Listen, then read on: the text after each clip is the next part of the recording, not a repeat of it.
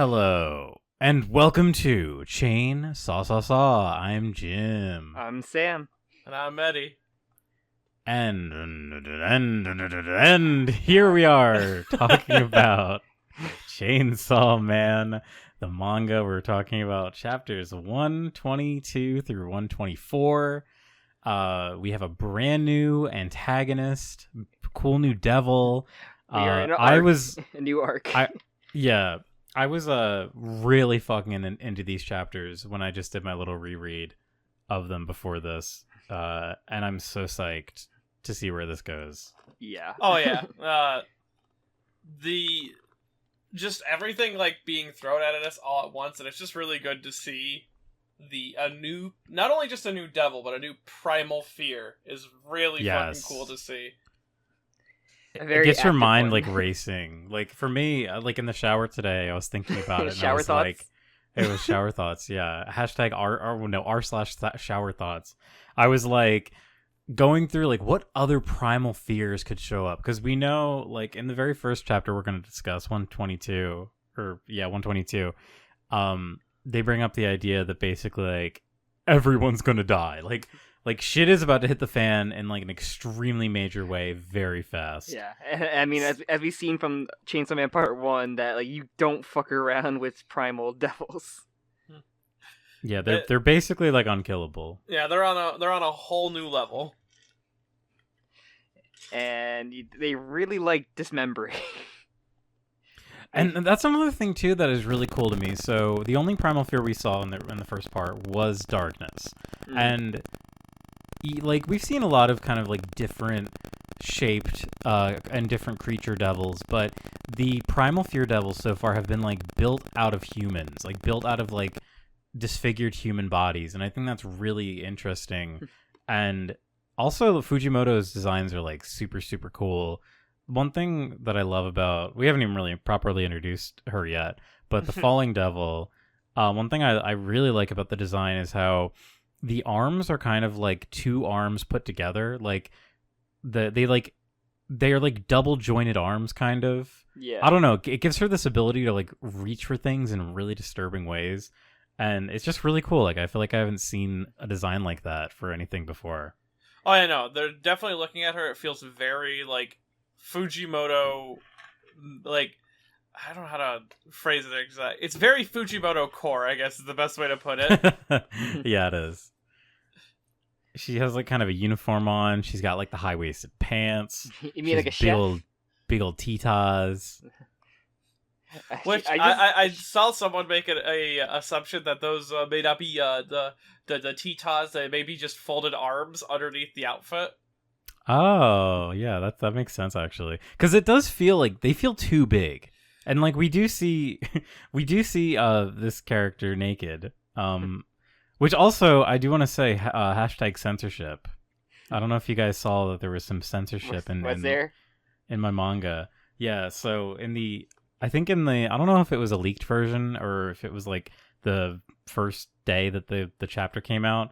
So in the first chapter we see this devil naked, and they have like a weird kind of like front fleshy tail thing, and it actually was like coming like out of like, it was like more detailed looking, and I think it was coming out of like the crotch, not like above the crotch. It's definitely one thing to be known as chapter 122. This is like one of the first examples of like a really bad leak for Chainsaw Man, because this chapter was out like a week in advance. So people had access to this really early. And as far as I could see, the translation of it was pretty on point for what we got officially. So yeah, I remember seeing the first half. I'm not sure about the second half I didn't see nearly as much, but I remember the first half being leaked more so. Yeah, the Famine and Yoshida in the restaurant together. Which I do like that she orders a lot.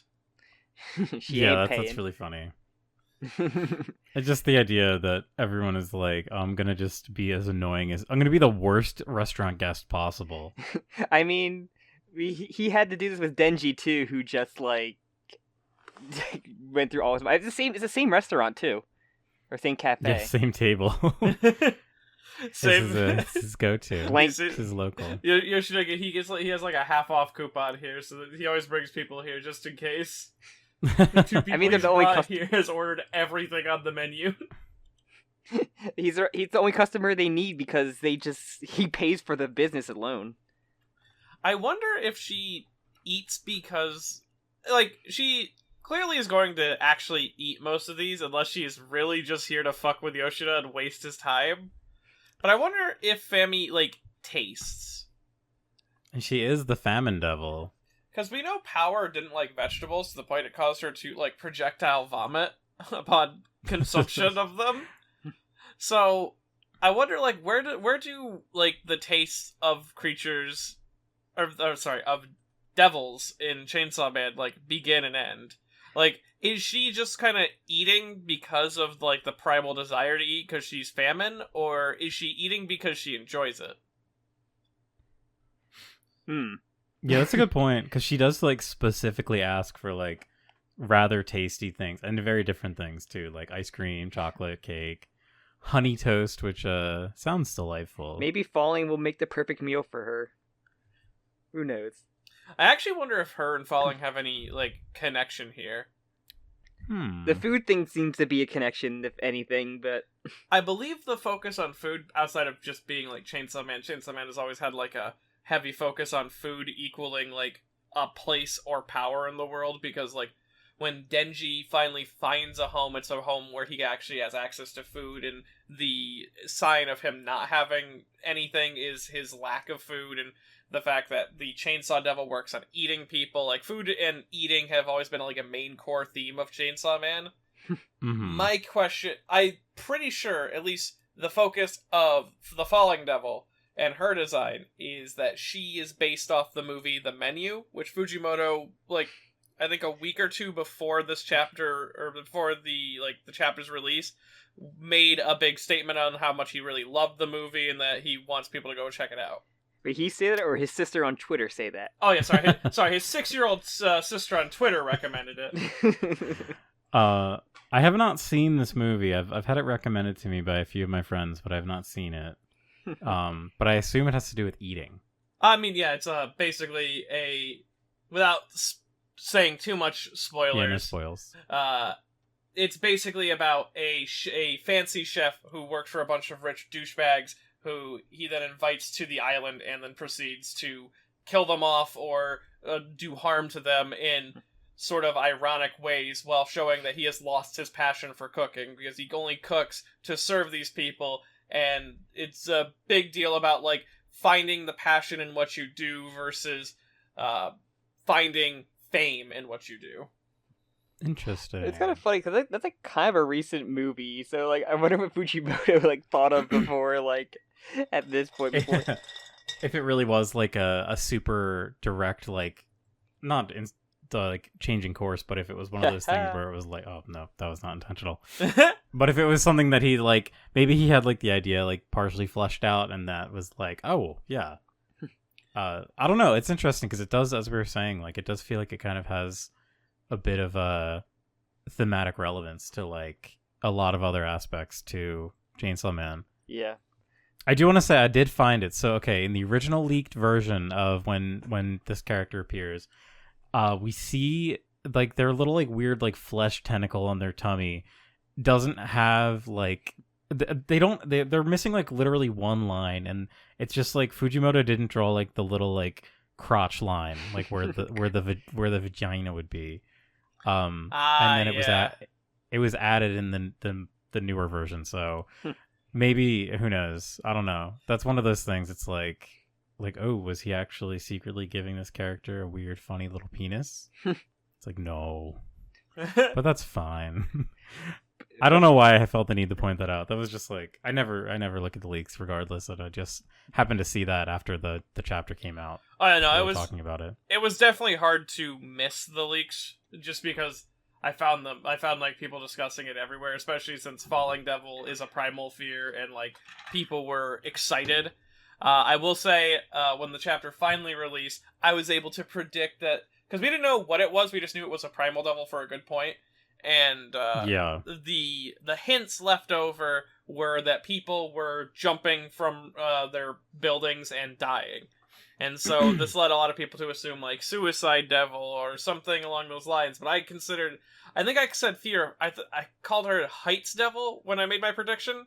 Because in the final panel where she makes her, like, debut, you see, like, these wings on her back. And I was like, yo, those look like wings. Right, yeah. So maybe it's, like, the fear of heights. It's like, that's a pretty primal fear. Almost everyone has that for the most part. Mm-hmm. And then when it came out to be falling devil and not, like, suicide devil... or some other, like, fall-related or, like, trauma-related devil, it was like, yeah, I feel smart, I picked up on that. The flex. Yeah, that was... I had a similar, like, thought process. The fact that, like, Asta first saw people, like, well, yeah, whatever. Like, they were on, like, different levels of an apartment complex, and they were, like, jumping off. It kind of mirrors the second chapter where they just, like, goes through the list of potential devils it could be. Very similar to that. Oh yeah, where it's like gravity, the moon. The moon. I want to know where Yoru was going there, honestly. I want to know the thought process. Kind of fuck the moon. It's funny because, like, I feel like you could probably make an argument for something like the moon, but darkness and falling, or aside from death, are probably, like, the three biggest fears that I can possibly think of. Like, as I was saying earlier, I was trying to think of more primal fears, and falling is, like, it's one of those that's, like, almost, like, innately programmed into us, aside from things like bugs, maybe like buried alive in, like, things, tight or, like, small places, kind of like... claustrophobia. Yeah. That's probably also a really good one too, because these are, like, the murder devil, like, innate. Yeah, there's some things that I'm like, that's why I'm glad it wasn't suicide devil, because for me, like, I don't know, suicide isn't, like, a fear. And when I was a dumb younger kid, I was like, oh my god, what if when I'm cutting this onion up, I drop the knife and it slits my throat? Like, that's not really suicide. That's, like, accident. That's a Final Destination. Yeah. Yeah. I feel like that movie did, like, psychological damage to our generation. I mean, really yeah, did. when you drive behind a wood truck or a logging Yes! truck, don't you fucking, like, oh, it could happen. And yeah, immediately change lanes. Yeah. It's funny how movies like that could have, like, an effect on the actual, like, public consciousness. Kind of like how, like, movies have an effect on Fujimoto's writing. Exactly, yeah. But the collective unconscious. The Falling Devil is just also really cool because her name in Japanese is sort of a pun, as far as I can tell, because she goes, the pronunciation is, or the, like, written out, the Romanji is like Raka no Akuma, or Raka no Devil, or Falling Devil, but Raka is also a word that can mean the fall of man, which fits in line with the earlier parts of the or with the introduction chapters, chapter 122, where they talk about one of the probably the most famous, like, predictions of the end of the world being Nostradamus' prophecies. Mm-hmm. Which, looking it up, yeah, though that's like word for word what Yoshida is talking about. I was looking because that was one of the big, like, Y2K. Oh, it's a real one? Yeah, it's a big Y2 skit. Oh, I didn't know that. That's cool. It comes from one of his old books. Is like on the year 1099, 7 months from the skies shall fall a great king of terror, shall be revived the king of the. It's a anagram for Mongol or no, not and Golmois. And Golmois, or which is a weird the Mongolian Empire. So I guess it's an anagram of Mongolian, or the original word is an anagram of Mongolian, and it's kind of weird. And before and after, Mars shall reign as chance we have it, or we will. Oh, that's have interesting. Because that's like, I mean, you could connect Mars to Yoru as the war devil, and, like, Mars is the god of war, the Roman god of war. Yeah, and also there's just the connection with space that both these primal devils have, where Mars will rule, Mars being this sort of outer space, like, it's almost as if hell is like an outer plane, and so the idea that Mars shall rule, that might mean like an alien planet shall rule, that might mean hell shall rule, because hell being this sort of like extra dimensional location, it's almost like an extraterrestrial location like Mars. So it could be playing into the full Nostradamus prophecy, but I like that the series itself is addressing that this is a prediction of the end of the world, and that should be straight up banned in communications in the Chainsaw Man universe, where the fear of that shit... I mean, if you think about it, like, if you do the Y2K stuff into this, like, that fear of Y2K was, like, humongous. Oh, yeah, no. Oh my god, I would love to see the Y2K devil. Just looks like Chris Jericho. Yeah, it's Chris Jericho. The countdown happened, and he actually makes his entrance. Like, the devil does the Y2J entrance. Oh, that'd be the walls awesome. Down plays. And then the worst of all, it becomes Fozzy. Oh, no. Oh, no. I was just thinking, like, you kept anything more, like, man, you're gonna go into, like, some Black Dynamite, like, realization moment of just making, like, connections. Various connections. Speaking of that, like, there was another thing that I came to realize, but I think we should probably save that till we get to that part of the story, because, there's a point when they're fighting Falling. I guess this is sort of just like a... Sort of, I think it's chapter 124 when she gets shot by the sniper team. Maybe it's 125.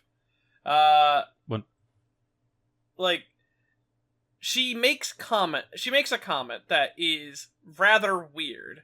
And that's, this is awkward. It's impossible to kill me with any means of attack humans presently possess, or currently possess. Which leads a lot of people to begin assuming that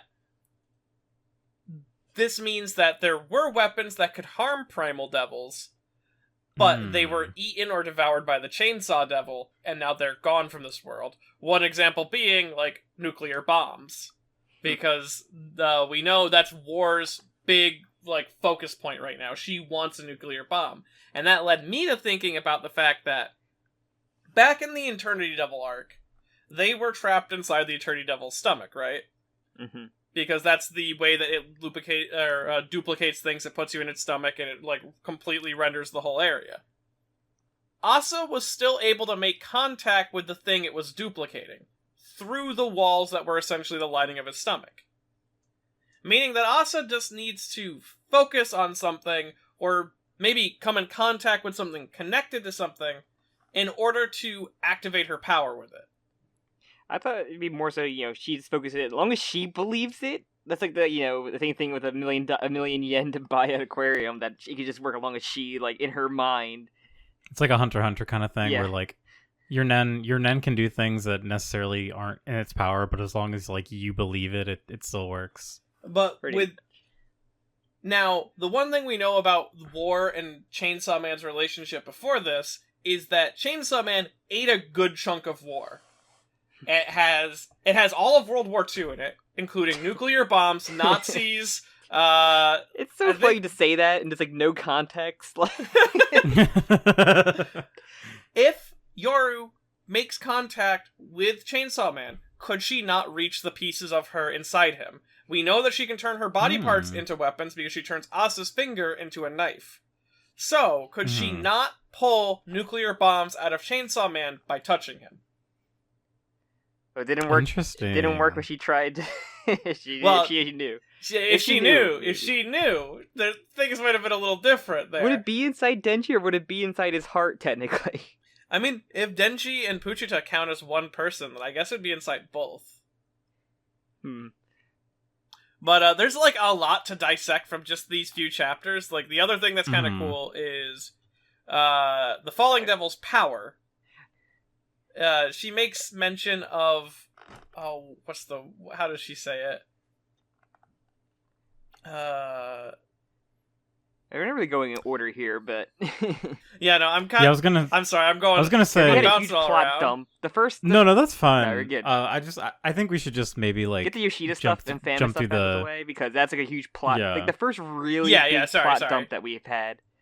I've been excited to talk about this. I had all these notes and plans, so yeah. No, I feel that too. This has been, like, one of our least, like, focused discussions, which is fine.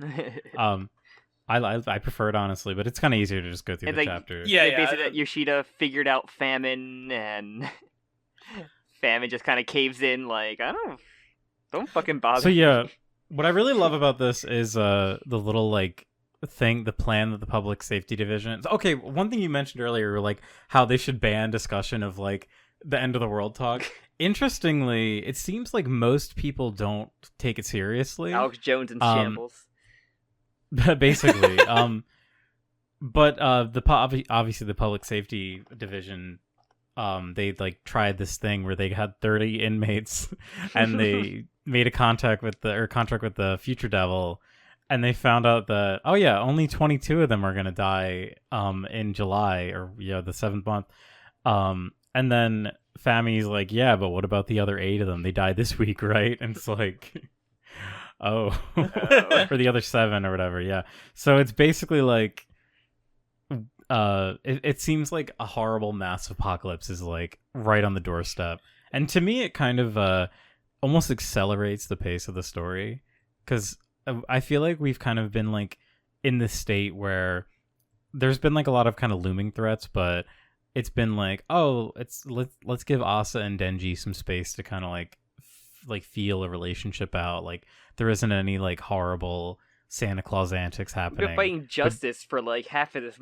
part, so. Yeah, we still don't know what the fuck is up with the Justice Devil. They just made 2 contracts with people and then fucking dipped.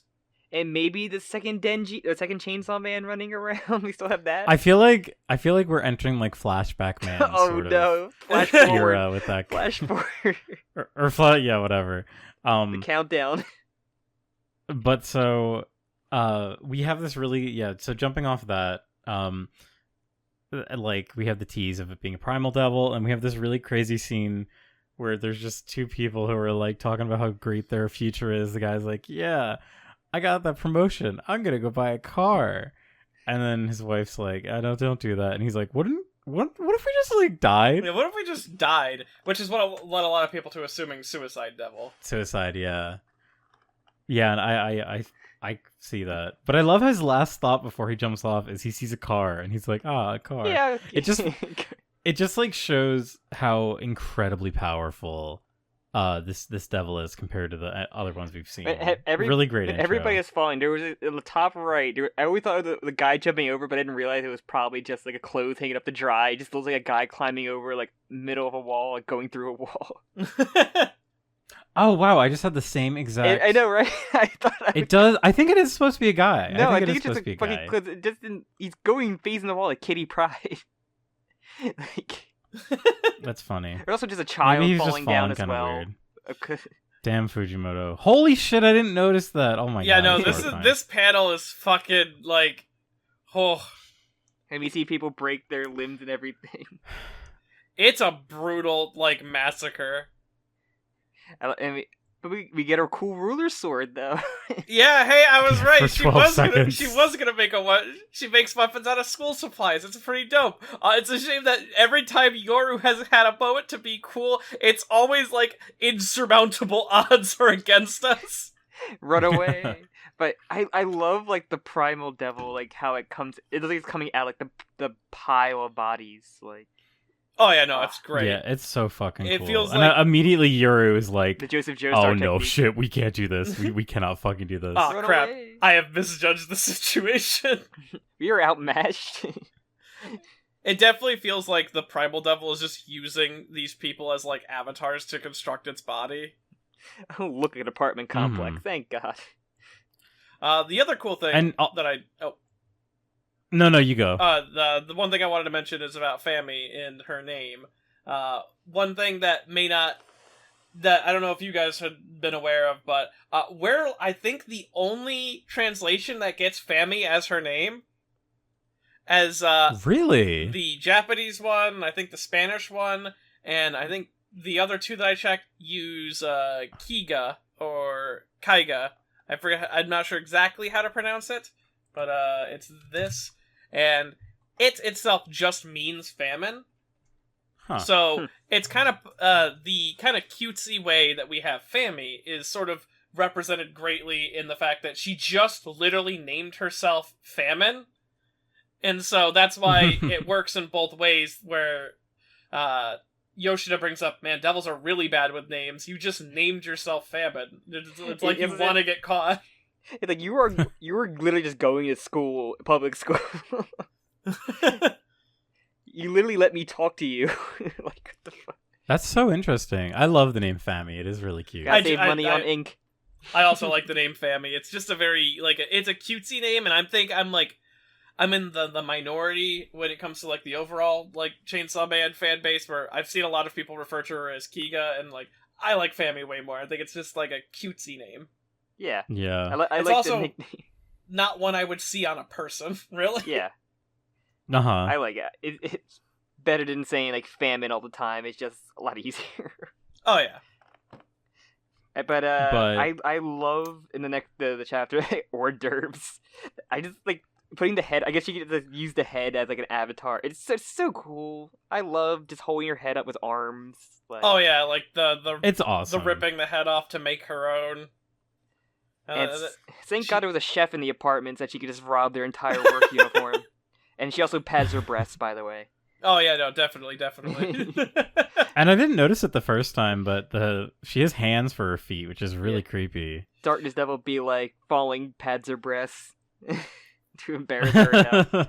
But one thing that I thought was really interesting, like at the requests of the residents of Hell, like yes, that's like interesting to say. Like, so my kind of the way that I'm seeing the plot, how it's going, is it feels like Makima was like Goku, like Makima was the Goku that was protecting like all the worst villains from getting out, and now that Makima's gone, Fammy is like clearly Fammy was being suppressed by Makima in some way, and now that she's out, I think she's working as like a bridge between Hell and the real world. But why would and it she's be ushering in? You think like right after Makima died, it would start up, but it's been a good chunk of time where like now they're coming out. I guess they basically waited till it's been a few months, right?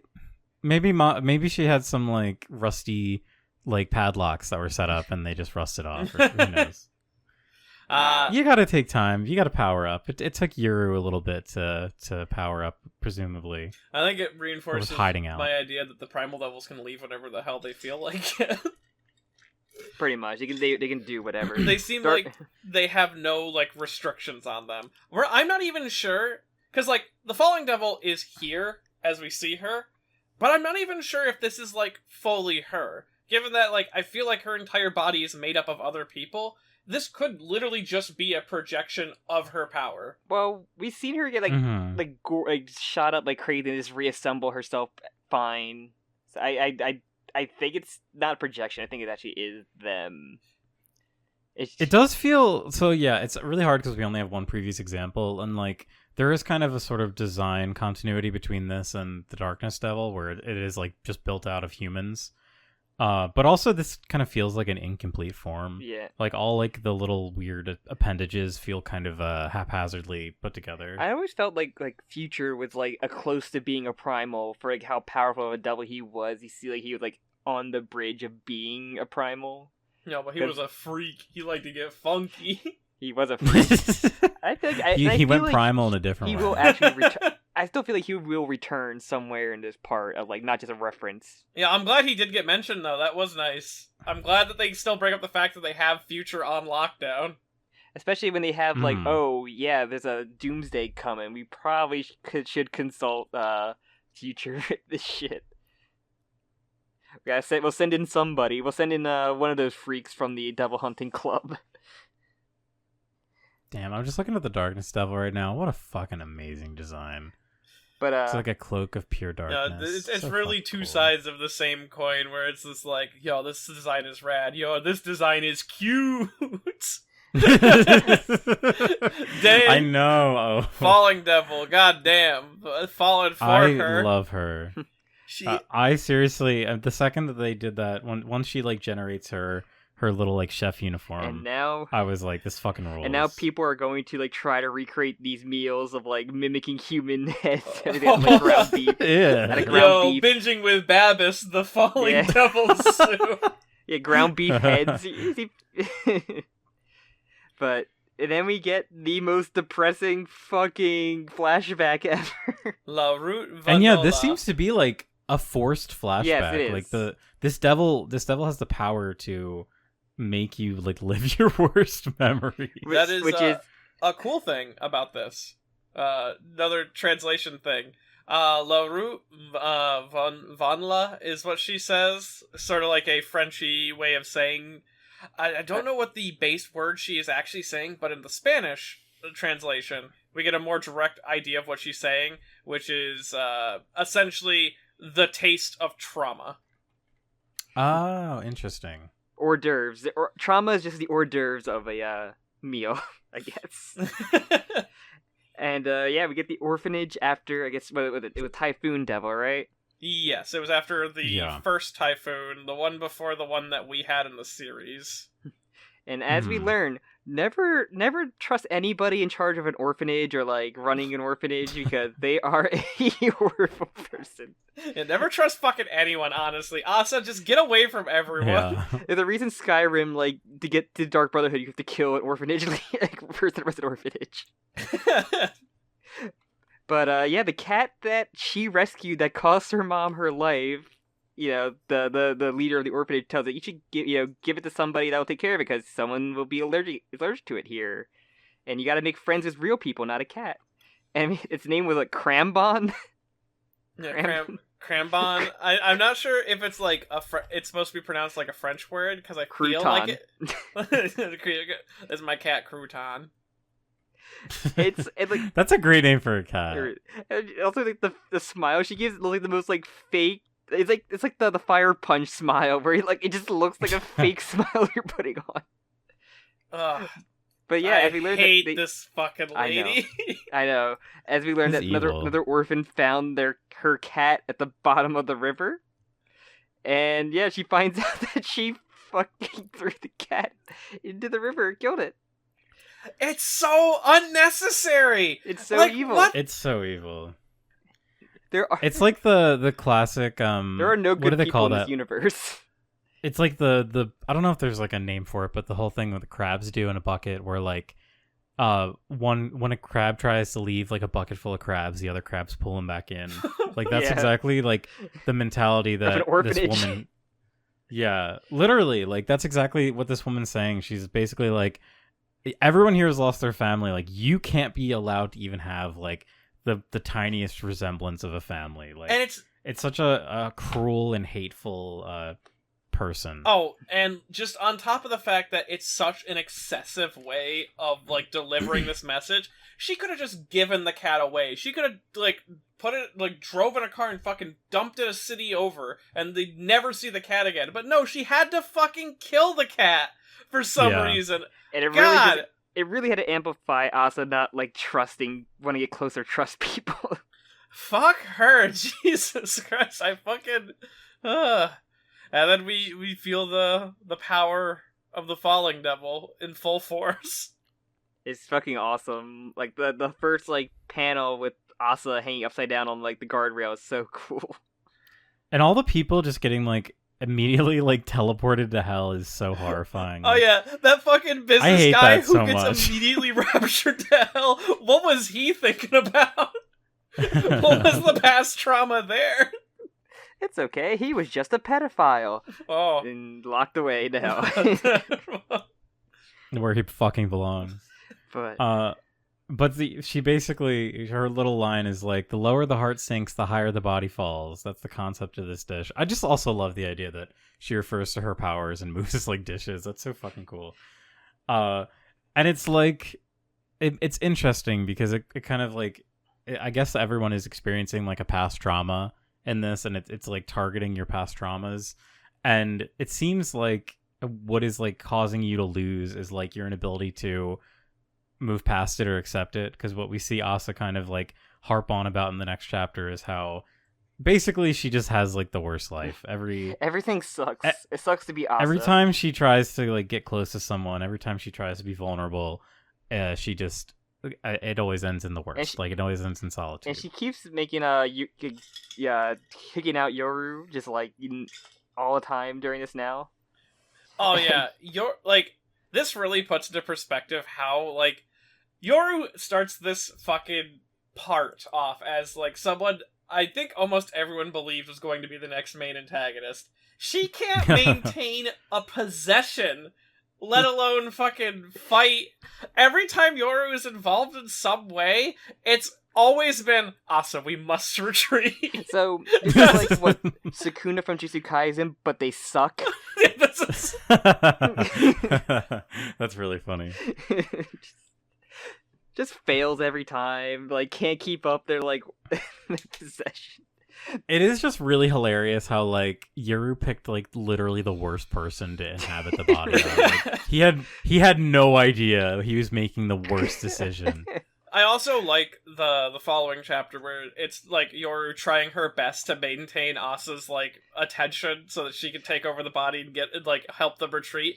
It almost, like, not deconstructs, because I hate that word, but it goes against the standard trope of, like, the person who kind of, like, slaps you awake, or, like, you gotta break your finger, think about the pain and not what you're thinking about, snap out of it, and, like, it just backfires immediately.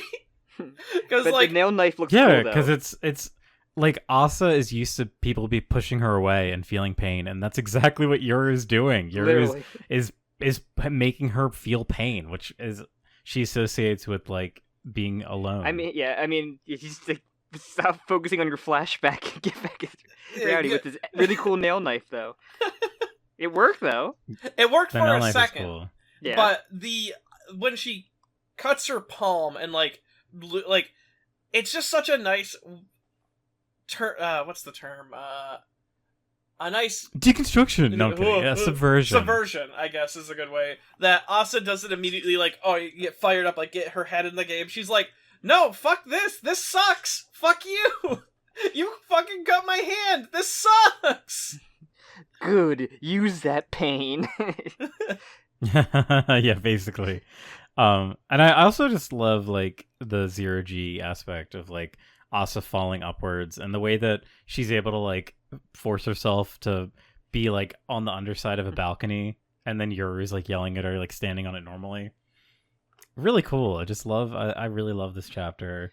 I love how it's, like, even in the middle of, like, a fight, we're still getting, like, a ton of focus on Asa's character. It's still, like, a very important part of the narrative. Yeah, I like when it's like, oh, Famine could be interfering, or why did she appear now? And then this also just flashbacks to the cat in the water, just to, like, but yeah, you're realizing this and cuts her hand. Like, it's so funny. It's like I love the paneling in this. This is also such a relatable fear, because, like, this sounds like but one, Asa as a character is just, like, she keeps becoming, like, everyone makes the fail girl, like, joke, and femcel fail girl, but Asa is such a complex character at times, and she's just so hard to not like. You just have to, like, there's something about her that anyone reading is going to relate to in some way, be it, like, I hate to I was gonna say, I hate to be, like, the current year guy.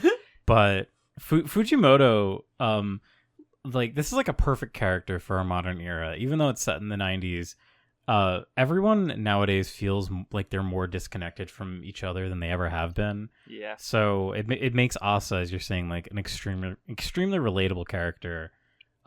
Just even thinking about, like, how, like, online dating is done now. Like, everyone is, like, at such a weird arm's length away from each other, and pandemic her really, biggest like, fears really, like, hammered in. Yeah, for real. And her biggest fears are literally solitude and companionship, which is, like, as we've seen from, like, many manga, like, that feeling is, like, similar to a lot of people.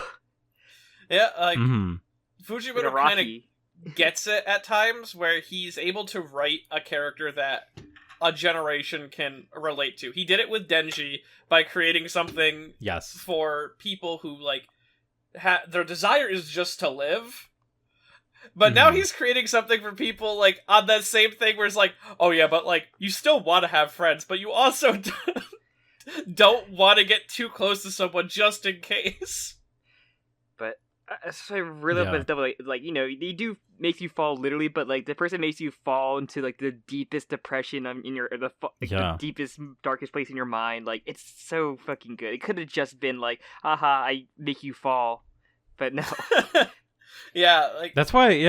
It's so cool. Darkness wasn't like that either. I would think like, oh, darkness just be like, maybe takes away your eyes. Like, no, it just cuts off all your arms or they're gone. Yeah, wouldn't it be fucked up if you lost all of your senses at once? It's the funniest shit I've ever seen. Yeah, like Fujimoto has just proven that he knows how to write these primal fears in a way that like takes the initial word and then just stretches it to all of the best places. But even just like with going back to darkness, like the inclusion of the astronauts is like so thought provoking because immediately your mind just goes like, "Fuck!" Like how terrifying is that? The darkness of space is that that feeling of just like pure blackness. It must be like terrifying. There's like beyond words.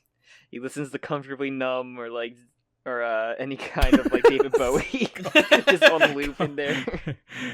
Oh shit, Alexa, play David Bowie. They come to his domain, like, oh Alexa, fuck, stop. Shit, got turned off.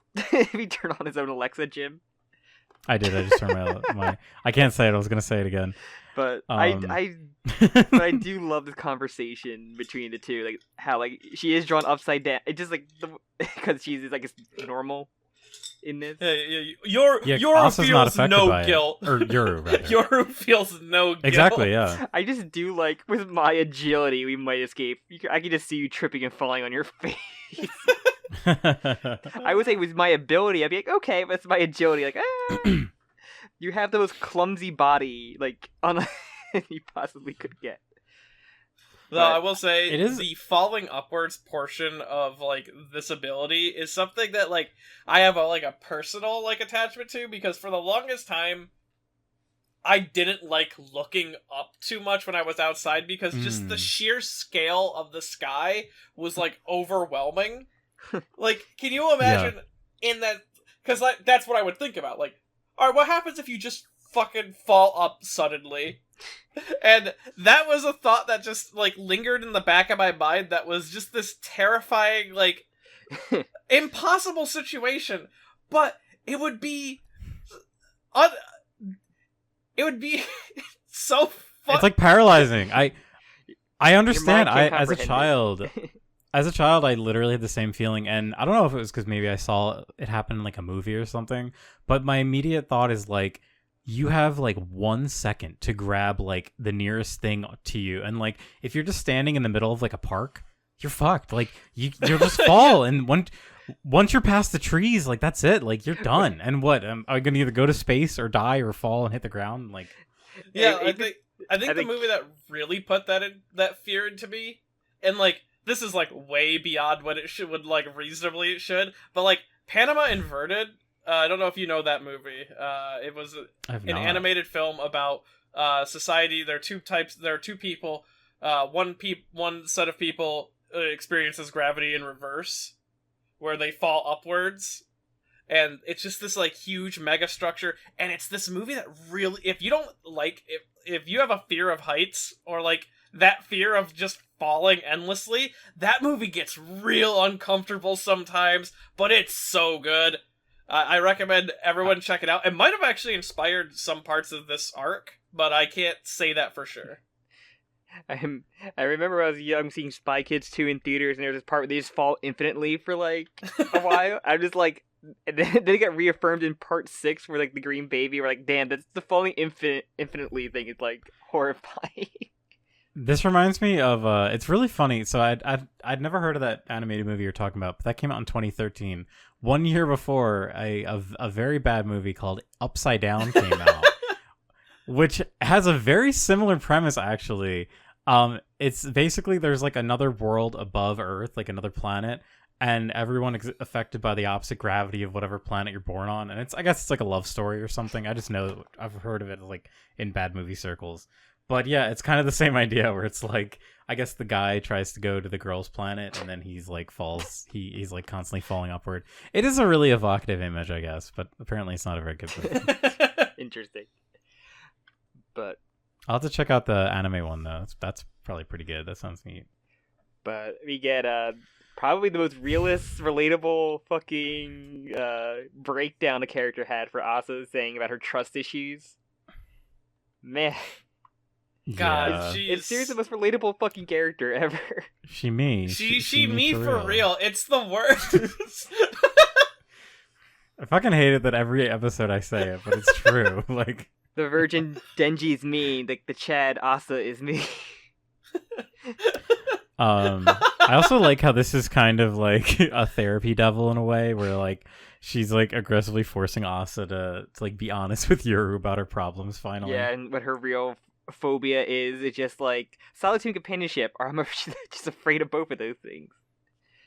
Yeah, and it's really interesting too, because like you think about, we're talking like the primal fears, like a fear that like every human can relate to, but I feel like it's probably a much more of a recent phenomenon that you have people who maybe I shouldn't even say that, but it's definitely more of a fringe phenomenon for people in the outskirts of society to have these kind of fears of like literally being afraid of having friends, because like normally it should be the opposite. Your friends are like there to support you, and like you should want friends. But it's interesting like how Asa is feeling like kind of an unconventional fear. Yeah, it's a feeling that some people might like share, but like it's not an immediately recognizable like phobia, where it's this fear of like, well, if it's almost like both a fear of attachment, and then if you're really like thinking about it and like overthinking it, like Asa probably is,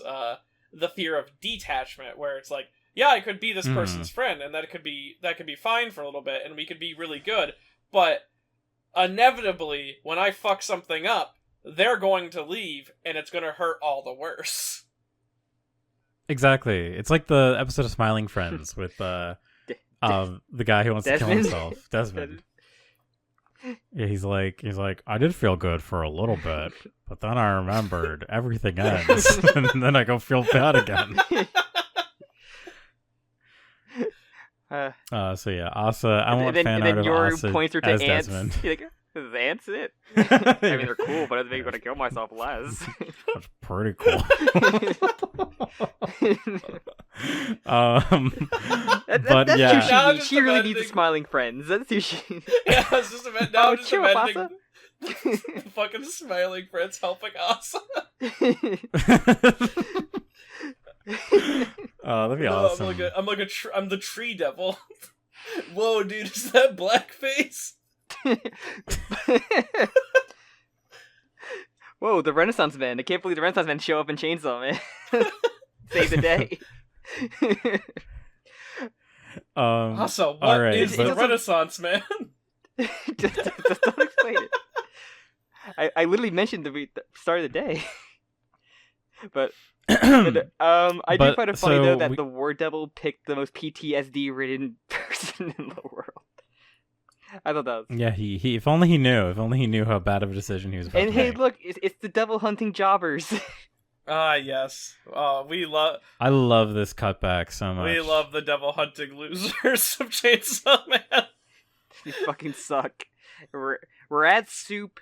They're doing the present course. I don't have the translation unless you have it, Medi, for the soup. Yeah, was there a translation for the root? I have not seen a translation for that. I'm wondering what it might be. I have to. Maybe I can check real quick. A potage made from the anything. ears, tongue, and nose of a devil hunter who tried to hunt me. A potage is it's like a certain type of soup. There's one poor. I'm a devil hunter who had to be like eyes like ripped open, mouth sewn shut. It's really horrific. And his body's contorted. His face kind of reminds me of the one of the bodies of the Darkness Devil. Oh, he yeah. actually brings him to the door into like this worm that's just like eating. Yeah, the hungry caterpillar. He was still so hungry. There's something so cool about the transition between these pages, the way that she just kind of like wheels him in. All these doors transition also, make me think of Dodorohiro a lot. Yeah, I was thinking that too. Also, like she's taller than like the door frame with her hat, so Presumably she had to like tilt her head a little I mean, bit. Or she just had her arms pull her head back behind her and then put it back up. Yeah. Oh, true. Yeah. She's I flexible. didn't think about that. I do like how in one of the shots we only see one hand holding up the head. It's cool that it like changes. Man, what an unfortunate meal, because like that dude is like, she put all that effort into that plate there, and you know that the fucking thing didn't even eat that. This is like that's some fancy food shit. This dude went right for the guy. Yeah, I mean, but like this is just her fetish. Like, let her do her weird It's just fetish eating shit. body, like not even the full bodies. There's just like 2 bodies like on the ground, like or about to be on the ground. It's like whole. Yo, this dude finishes all the wing, I guess. Takes bites. Takes a nibble. I always. It's so cool though. This is probably one of my favorite 2-page spreads in the manga. Also, just like I just love the idea that like. It was like a normal day. It was like a fairly normal day before, like 20 minutes before this devil showed up. And now this guy is like, had his like lips sewn shut, his eyes permanently open, and now he's being sent to hell. Like, Asa had a day where she went on a date, got her turned into a dog, got her mind erased, and then stood up, made her think she got stood up on that date, then saw a bunch of bodies just, apartment complex just fall to their death, and then have a primal fear, like, instinct your worst nightmare on you, your biggest trauma, and now it's coming. Sometimes you just have a really bad, not good, very unfortunate. And as we learn at the end, it knows about Asa and Yoru, like, and it wants to like hunt them essentially, and also refers to them by a new term, fusion. Human and War Devil fusion. We have it, folks. We have a new term. Yes, there we go. We have this fucking. By hybrid, now we're into the fusion era, I guess. I'm not even sure if it even counts as hybrid, because now this could be a 4th term altogether. We could have devils, fiends, hybrids, and fusions. And we're going Dragon Ball Z. We're going full Dragon Ball Z with like transformations and like fusion techniques. We'll get a second fusion type soon. But I'm so fucking glad she didn't say fiend, though I don't know if she even knows if that's a term. That's the weird part about this, because this is an in-universe character using a term that she may not even know what a fiend is classified as, because why would a primal fear give a shit about a human classification? Yeah, true. No, man, she's gonna cook the War Devil. That sucks, man. I thought the fucking 4 horsemen were stronger. I guess primal devils just own everything. I mean, they do seem pretty strong. I feel like the 4 horsemen are like the biggest enemies themselves, as like Famine doesn't really want to do much, honestly. War kind of sucks, and Makima's the only one that he like. Now, to be fair, War sucks because of a different reason. She had like all of her body eaten. Okay, then what did she do to like end up that way then? Well, she fought the Chainsaw Man, duh. Yeah, before Denji Chainsaw Man and fucking got wrecked. Alright, but before Denji Chainsaw Man could flash teleport decapitation. Puchita was a badass at one point. I always love thinking about Chainsaw Man. I mean, when Denji first finds Puchita, he's like hurt, so something happened. Yeah, he has a little hole in his side. That's the only damage that they can do. So he probably just like tripped and like fell on something. That's what get big, like a spike or something. Found a it's just like it's kind of like the joke in MCU with Samuel Jackson's Scar, how like they build it up as like a real big thing, but no, he actually just got like scratched. That was like a plot point in Hot Tub Time Machine where like they're wondering how this one guy lost his arm and they won't reveal it like the 20 times of teasing it. But I forgot about that. I love the chapter called Apple Thief, but you see Falling just collecting eyes and ears into her plastic bag. It's so funny. It's so scary how just fucking powerful these devils are. They can just do anything they want. The ingredients are 10 eyes, 4 ears, and an apple that pairs with human flesh. I love this scene so much. I just love that shot of her looking at the apples discerningly. She is great. I love her like, oh, relax. I won't attack you unless you attack me first. Also, a nice element of this. The Wait, sweat and tears are flowing upwards because of the reverse gravity on the person on the ceiling. Oh yeah. But she attacked those people's eyes and ears. That wasn't an attack. That was getting some ingredients. She asked very guess so. I mean, she does ask very nicely for someone's spare head. She's borrowing them. They attacked her first on that. And talking about some headshots, god damn, this jobber team, they're so great. Like, as soon as I saw the fucking sniper, I was like, oh, that's gonna go like fucking Gantz, isn't it? She goes, I'm about to end this man's entire career. I just love the pile of gore. Like, Chainsaw Man pile of gore is always good to see. It takes a lot of shots to reduce someone to a pile of gore like that. Yeah, they were unloading on her, and then like she just like reforms like effortlessly. It's like her whole body's like fleshy. It's kind of cool. Even like she moving her head around like a Harlem Globetrotter, just like spin the head around her finger and like around her body. She even done like the finger on her cheek kind of thing. Like she's so cool. Oh, she's so great, guys. I like her. I like her a lot. I also like how she takes the attack very well at first. Like she sighs. She literally sighs and it just destroys the building they're sniping from. But like she was gonna give them like a chance. Like she got sniped from all ends, reduced to a pile of gore, puts herself back together and goes, "Guys, come on. Like just spare me a head and I'll be on my way." It's like everything's just beneath her, and then her like counterattack is so fucking the guy cool. falling to be like, you heard of Ligma? Like, what? Got set up. God, and this must be like just a fraction as well, with how like it's a sigh and then just utter obliteration of an entire building.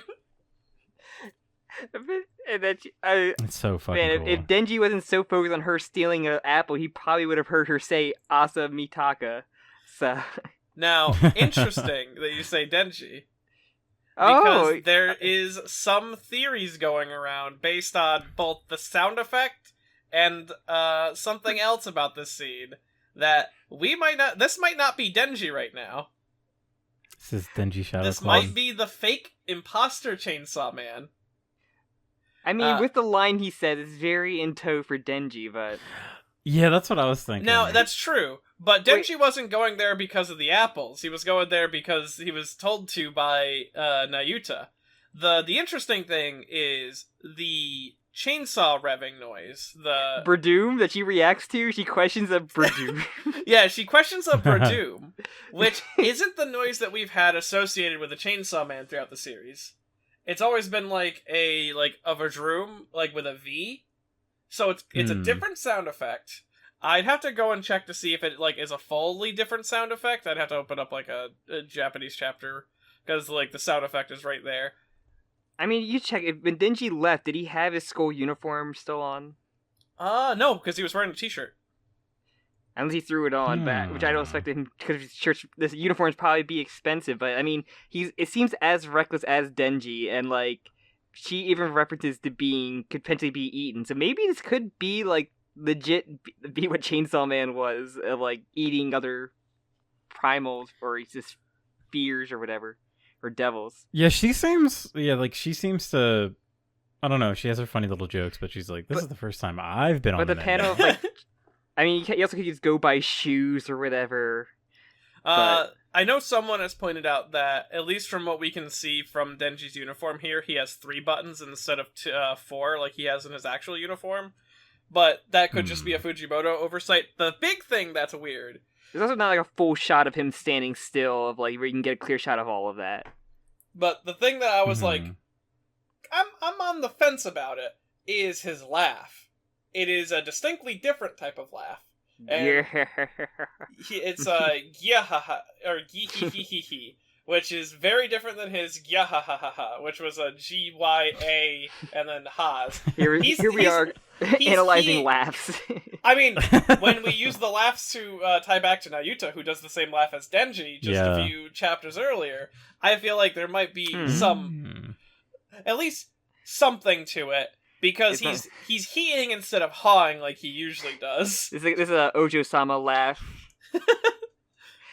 Also, the funniest he's doing the laugh with his head like only attached via the cord. It's it's awesome. I love his that. spine's like that. It's like it's very funny. It's like a weird like Gmod thing of his head just extending forward, like very weirdly, just laughing at him. I love watching Denji fight. If this is Denji question mark, because Chainsaw Man fights are usually different than a lot of other series, just because of how much Fujimoto's allowed to get away with brutalizing his characters. I mean, his spine's like broken, and it's like literally like ripped apart. And also the other thing that I like so much about how Chainsaw Man tends to fight is he is immediately going in for the bites on her, because she can do as much damage as she wants to him. As long as he's eaten and he's got blood in him, he's gonna get back up. So he's like this fucking savage animal of a fighter that is just so fucking difficult to deal with. I don't know. It's gonna be cool. Like that interesting theory. I didn't even really think about that because I felt like we haven't had that touched upon in a while. The way he fights. No, just like the imposter. The dupe. Oh yeah, I was like, when someone brought that up, I was like, huh, really? And then I was like looking into it. Yeah, I guess this is a little different. The addressing the sound effect also is neat, because we know that that's the sound that all devils hear before they are exiled to Earth. Yeah. So it might be a popular sound. So it's just two major sound effects that are associated with Denji get brought up in this. So does Denji do a vroom, like when he runs up the chains? Does he have a broom, or is it a vroom? I thought it was a vroom. It might be a broom. It might not matter at the end. And these are sound effects, and like I'm thinking of Mr. Burns in The Simpsons with who catches in the hand, like broom, vroom, broom, vroom. So I might be. He's saying boo earns. I was saying boo earns. It's interesting to see. But that's what I've been seeing. I'm not like fully convinced on it, but I wouldn't be surprised if like Denji's big heroic moment is not even him. It would be interesting to see where they take it though, because like as Sam mentioned, like we really only saw like that one shot of it, and it does seem to have kind of like a sort of Denji like sensibility with how he's like fixating on the apples. Like that's a funny like Denji I'm looking thing. back at like chapter 1. His first rev is a Berdoom. Okay, so maybe Berdoom. Bdroon. Okay, so Berdoom might be the sound effect then, or at least the translation we have for it. But he is not wearing his school uniform when he is told to go and fight the devil. So I'll say that him putting on his uniform. Something. There's something there, but then again, he also fought shirtless last time, so... Yeah. Gonna fight shirtless in the rain against the falling devil. Can't wait. I'm really excited. I want to see what... the apple thief. What kind of trauma... So if this is Denji, what kind of trauma could possibly even affect him at this point? Like, yeah, he already went through like his worst horrifying memory like at the end of the first part. If it's because he wasn't the killing his father thing, maybe it's power being fucking killed in front of him. I mean, him being directly responsible because he opened the door. Or Aki. Aki's probably there too. Ooh, Aki or power, because Makima associates killing power with Denji opening the door, so she's kind of like conscripted him into that. I also think that it's kind of fucking... Makiba's so fucked up. It's so mean what she did to him. Sorry, I'm just thinking about it again. There's a lot of there's a lot of choices that Denji could pick. It could just be like, oh shit, I have so much trauma you can't literally like pick one, I win. That, or it just won't affect him. Like, she's like, here comes your trot. He's the kind of guy. There's a moment in One Piece I'm thinking about, but Jim, when you'll get there, you'll know. Here comes the trauma, Denji. Gotcha. Whatever. I'm like, there's so much trauma in my life, it doesn't even bother me anymore. Like, oh fuck, I didn't even think about that shit. Or maybe it'll be something completely like mundane that will fuck with him. Proms tomorrow. Or it'll be like, here comes the trauma, Denji, and he just remembers the time he made Nayuta kind of upset once, and it just kind of fucking bummed him out for the rest of the day. You know, with my really good date with the girl I met at a cafe, and she bit my tongue when she taught me to swim in a pool.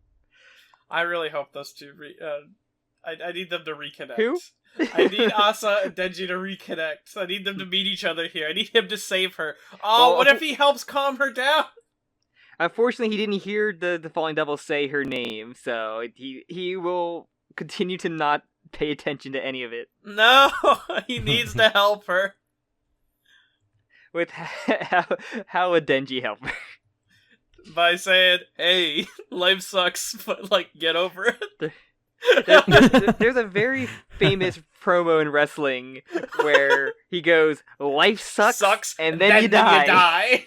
Cut the X-Pac in the back and going, yeah. That's what Denji's speech is gonna be. I'm glad you know that. That's a very Chainsaw Man as motivational speech. But yeah, great fucking chapters, man, and we get another one coming up. Like, yeah, it's, I'm so happy that we're like semi-weekly again. Yeah, and until we get to the next cliffhanger that we have to wait 2 weeks. Oh, he's gonna hit us with one of those again. It's gonna be awful. Jump has been hit by a lot of hiatuses or breaks. I know, like, My Hero, I think got hit by that as well. Ruby Dragon is still in infinite hiatus. Bring it back! Oof, I still? need it! Jim, it's still on break for the help of the mangaka. Yeah, and we aren't getting many updates on his Oh, health. that sucks. Yeah. Oh no, that's horrible. I actually started reading that. It's I very didn't get good. too far, but I guess there isn't that much to read. I think it's like 7 chapters. It's very good, though. Damn. It's very good. I love it so much. I'm only reading, like, one ongoing right now for Jump is not Chainsaw Man, like the Sunday releases, so... Like, but... It's kind of weird for me to, like, read I know there's a lot of Comic people Weekly. really upset with Jujutsu Kaisen right now because it's doing some fuck shit to a lot of people's favorite characters. Oh, man. Rory Dragon has 6 chapters. We get to continue that in the summer of our podcast about it. That's true, it's soon. You guys get to experience one of the best arcs. Oh, I'm excited, actually. But I think I read Akane Banashi. It's the only weekly I really read off of Jump. I just really love... Akame ga Kill? I already read that all, Jim. No, but I've been hearing Jujutsu Kaisen. I've been trying to avoid, like, anything about it because I'm trying to keep it a pure mind. Oh, this is a Rakugo one. And if I get caught up on... I'm, like, taking another break off of One Piece right now, but I will, like, get back into Arc 3. And, what's it called? Oh, I think his bi-weekly is Kaiju number 8, which is not that good, honestly. You know, I kind of check into Jump for my weekly, like, alright, how's Jujutsu Kaisen doing? Still pretty okay. And then, like, every Monday is like, what's Dan to Dan up to? This shit's crazy. This shit's peak. I check in, like, Sunday, like, how's My Hero fan base doing? Because I know they've been on, like, depressing, like, they've been falling into despair with, like, the current arc, but, like, in a bad, like, oh, there's a side character getting some love, okay, that's cool, and then it's like, whenever they come back to Deku, they're gonna get really sad. Was that one meme? I love that one meme where it's, like, the little stick figure guy, and he's like, how's it going? And then it's, like, something horrible, and he's like, yeah. That's what I always think about. It's like, yeah. The state of manga. So, is there anything else to say, or prediction-wise, or? What did we say about Carlton? He was Carlton. He was Carlton. No, I mean, I'm really enjoying Chainsaw Man. It's really fucking good. As we were saying, like, I don't really read anything else weekly right now. A lot of mine are monthlies, or like Big Ranger Reject that just comes out whenever the fuck it comes out. Which has also been, like, fucking peak. Read Ranger Reject. It's really fucking good. Yeah. I may. I keep seeing ads for it, and I'm like, or I get, like, the little, what's it called? Ad. The little, emails from Jump. They'll be like, hey, check Just this call it out. Ranger Reject. Don't call it Go Loser Ranger. That's the fake. That's for villains. This is Ranger Reject for heroes. But, I guess that's it then. Should we... are you still doing what we've been doing, Jim, on this podcast? Are you been what we've been doing that's not Chainsaw Man related? Oh yeah, I guess we can do that. We can do that here. You can go first, Jim. So, all right, yeah.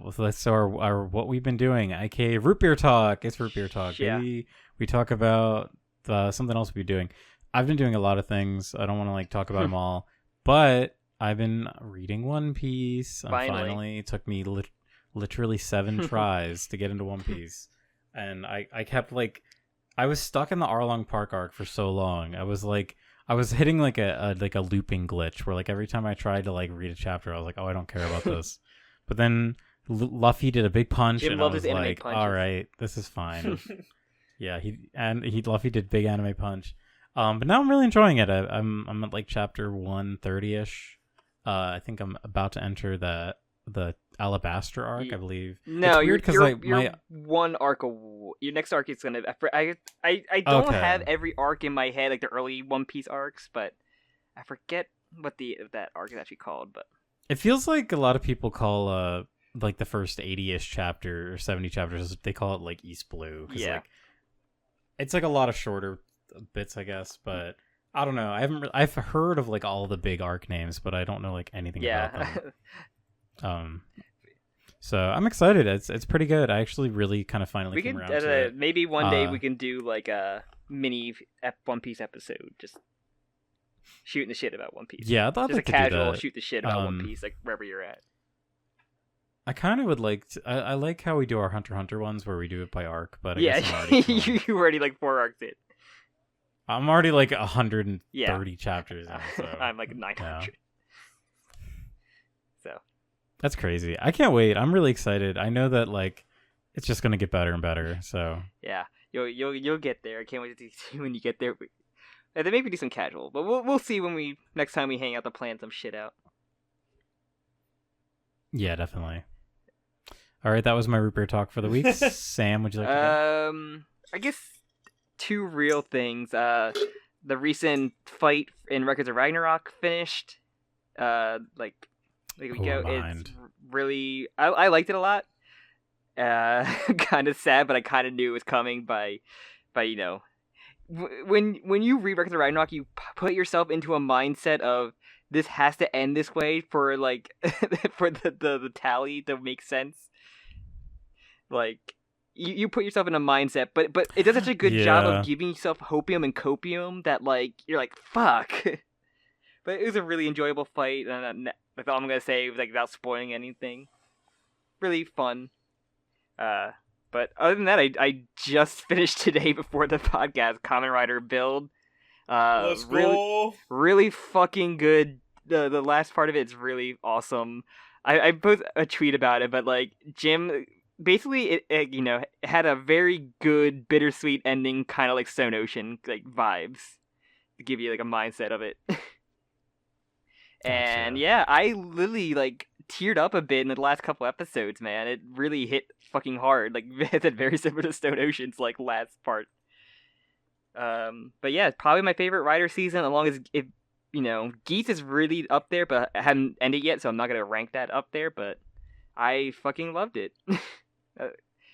Without going into huge spoilers about anything. But other than anything, once I'm done with that, I have like 2 movies left, like post movies.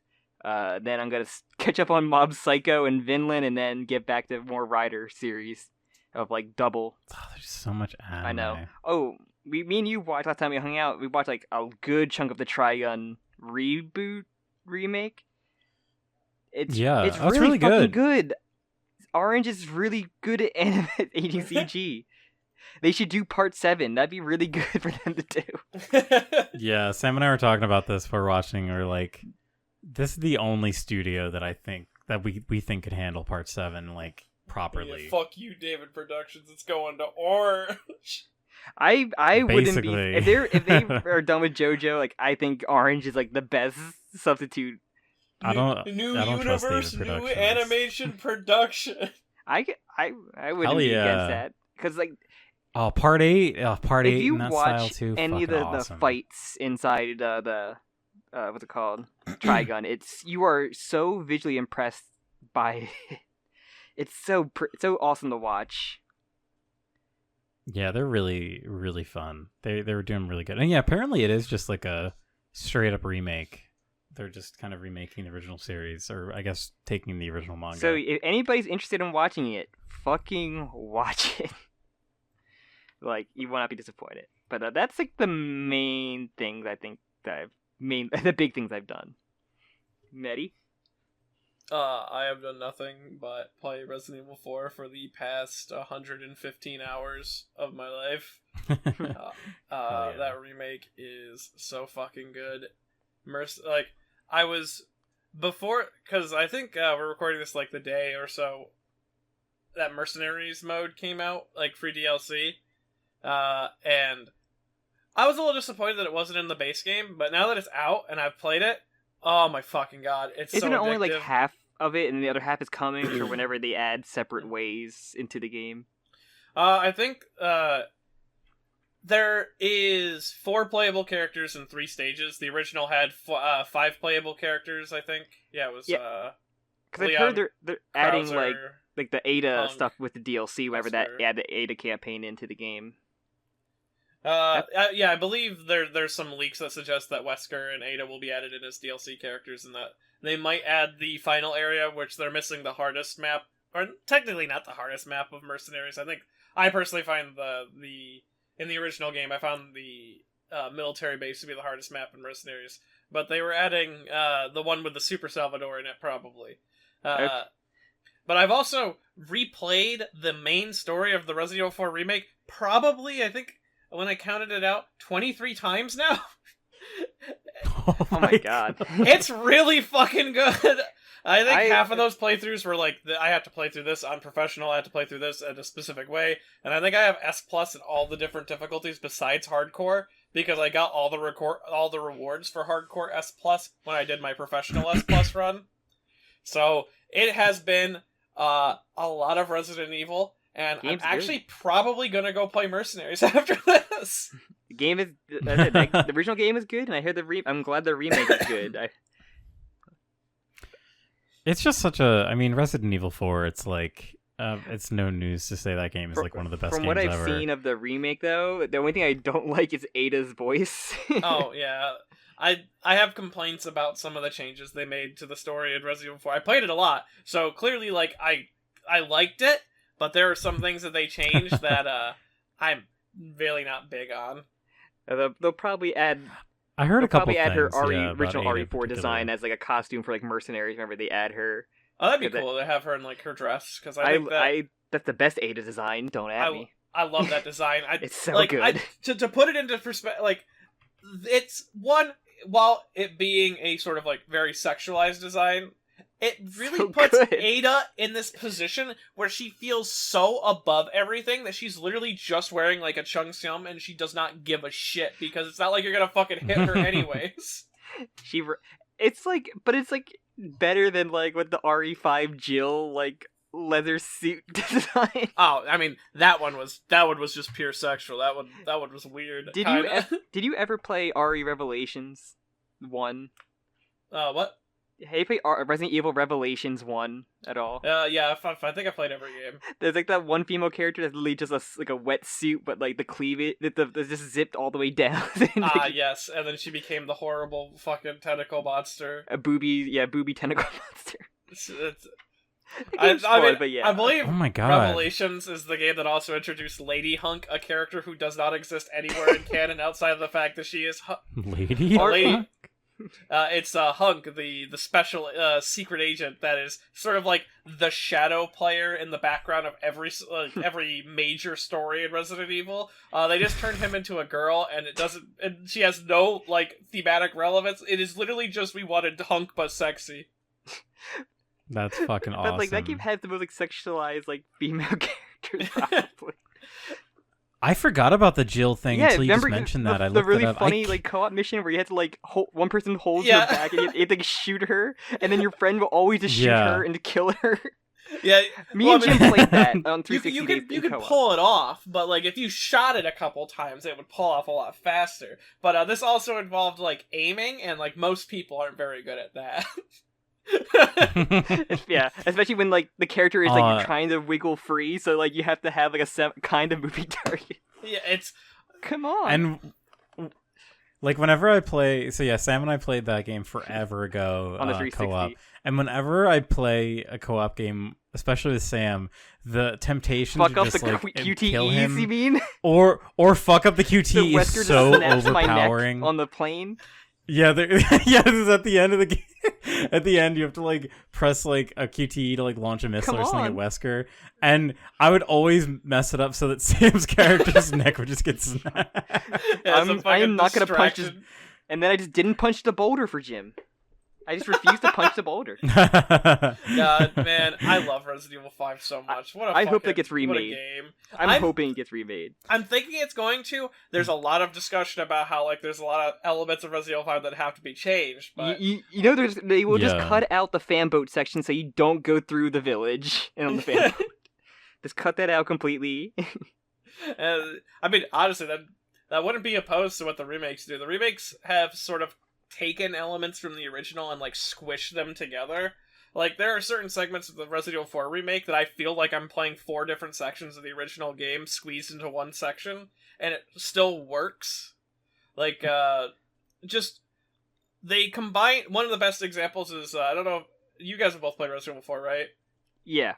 Oh, they've combined that one room where you pull the crank and the wrecking ball swings against the wall and you knock it open. There's like a lava pit in the middle. They combined that with the Ashley pilots a construction vehicle section to make this sort of like combination thing. And I'm like, oh, this is kind of neat. It's like the two pieces that were once in Resident Evil 4 have now come together to become one piece, and it kind of condenses the game down to a more like reasonable package. And I just skipped that section because that's one of the easiest skips to do in the game, where you just kind of phase through a door. I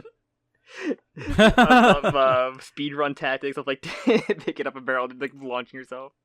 I think I'm pretty sure they changed up that one boss where you fight like in the maze and like then like in the cave or whatever. U3's gone. Thank God. I fucking hate that thing. I think I saw multiple posts that were like, good riddance. I like that part. I like that part. And what I've seen, the Krauser fight's like actually really fucking cool now. The Krauser fight's pretty dope. At least the first one definitely. Oh yeah, they changed the QT into an actual fight. But I'm excited. I'm excited to play. I'm tempted to pick it up sometime soon. Oh, it's so good. It's worth every fucking penny I spent on it.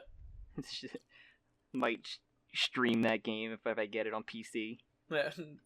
Every peseta I spent on it.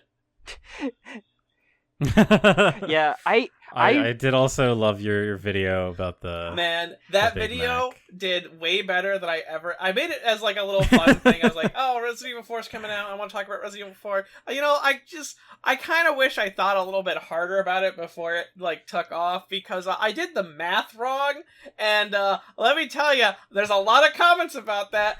I understand now that I did the math wrong. You'd be surprised how many people do the math.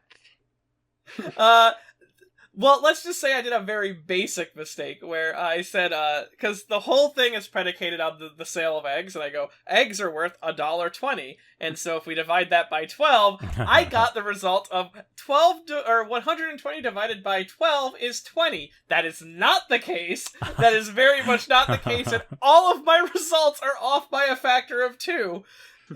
Now, it's not a huge issue, because you can then just, like, use the factor of 2 to find, like, the actual answer on your own, but it's just, I feel like, if I put a little bit more effort into that video, it wouldn't have come out the way it did.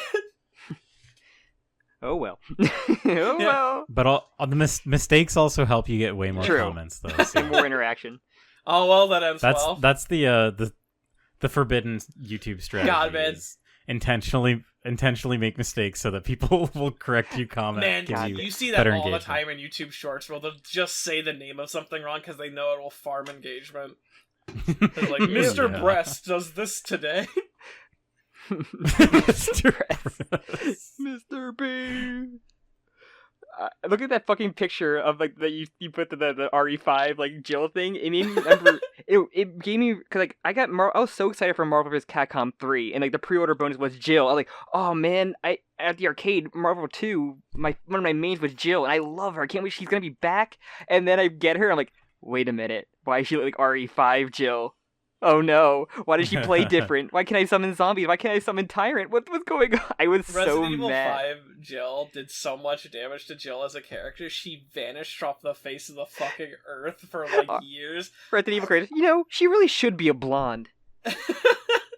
I think the thing that I'm the most excited for is that new CG movie, mainly because it'll be the first it's like Death Island.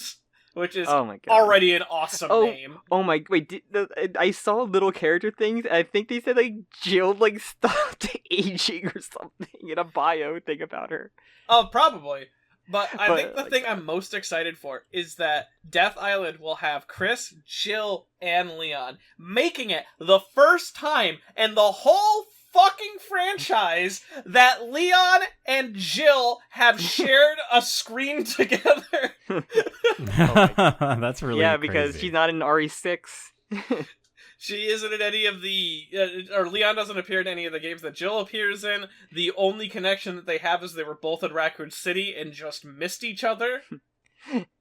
Oh, so the funniest thing, if you think about an RE5, is that Wesker did this to Jill. Like, he dyed her hair, he gave her, like, her fucking sexy suit. It's all Wesker. It's very funny to think about, like, fetishes. Oh, yeah, no. Also, Wesker also just has a picture of Rebecca in her basketball outfit, so he's a creep. Wesker's a bit of a creep. There's kind of another thing tied to that, which is the DLC for the Resident Evil 0 re-release, where you could get a Wesker costume and a evil Rebecca costume, which is just Rebecca. RE5, and, like, yeah, it's you. They RE5'd Rebecca, so it's like Wesker's just this creep. Like, fuck off, you dirty. Everybody's a weirdo. Like, Leon's a nerd. Wesker's a freaking creep. Chris wants somebody to fuck his sister. All the weirdos. I love Resident Evil. It's like one of my favorite franchises of all time. I'm liking the remakes of it. I'm never, like, super into the old ones, but, like, I have an attachment to Jill because of Marvel vs. Capcom 2. Which is a weird way, but hey, fighting games get you into certain other franchises. I always play them, like literally years and years after they come out, but every time I play one, I love it. Except, I couldn't really get into the remake, like, the very first RE remake, just because, like, I don't know. I think I would rather play the original, like, rather than play, like, a prettier version. I think I would rather just play, like, the original, like, PS1 version. But I have to tell you, I'm very excited to play Resident Evil Village. I haven't played that one yet, but I'm looking forward to it. It's pretty good. I need to play I watched those games, but I never really played them, but I've been more so into, like, the third-person ones. I was thinking about playing Revelations 2. It's like a co-op game, but it's co-op only on split screen, not, like, online. The game Revelations 2 is pretty good. I like the first one. The second game, I was like, I really wish they had, like, online co-op be more fun to play with other people online. But I digress. This has been the Resident Evil podcast. At least Resident Evil is like Jim Valentine. Sam Kennedy. Yes. I would say Medi Wesker. Don't make me a Redfield. God damn. Medi Wesker. Oh yeah, no, stop. We just got done calling those people that. Medi slicks back his head. Just Mike. I'm just Medi the helicopter pilot. I'm gonna die. I know a good bar. I know a good bar. Hey, is that Medi?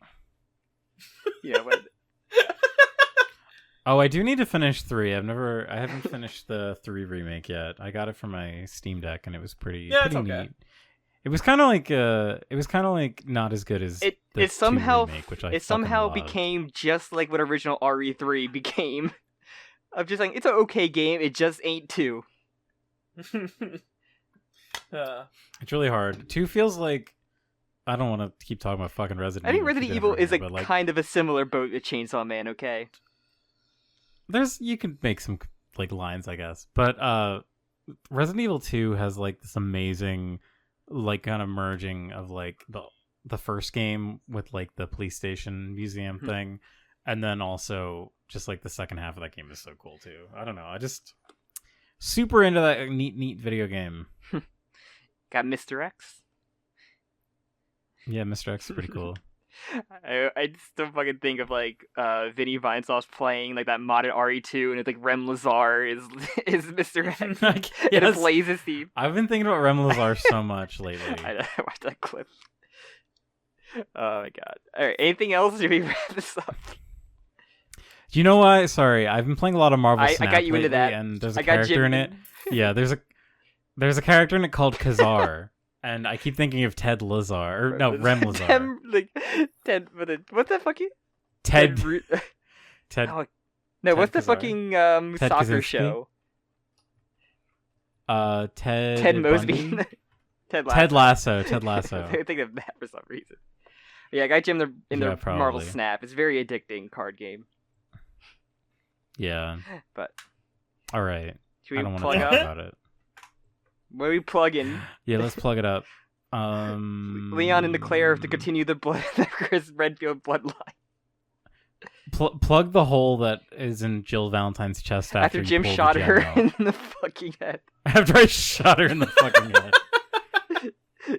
Jim would do that. Go, Medi, you can go first. I would. You can buy Shibanetta at buyshibanetta.com. That's it.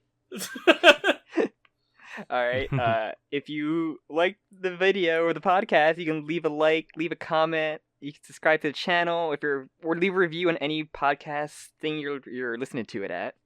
You can follow the podcast on Twitter. You can also find me and Jim's Twitter handles on that as well. And you could also join our Discord. And with that, I think that's everything, unless I'm forgetting anything, Jim. Sounds good to me. And with that, we'll see you, I guess, next time, wherever this arc brings us, whether it's a conclusion or not. We'll see. I feel like we have a good, 2 or 3 chapters, maybe. You think so?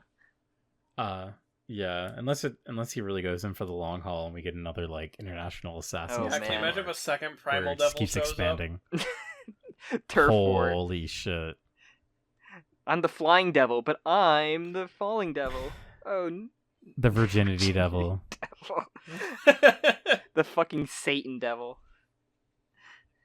The Virginity Devil is propped up just by Scott the Woz. All the power is just from Scott the Woz. It's very funny. I watched a movie that had a Kamen Rider movie, and it has a character named Woz, and every time I think of him, he's just gonna say, "Hey y'all, Scott here." Hey y'all. Kamen Rider Woz is fucking hysterical because all I think about is that. But. With that, all right. Well, with that, see you next time. Goodbye. Goodbye. Goodbye.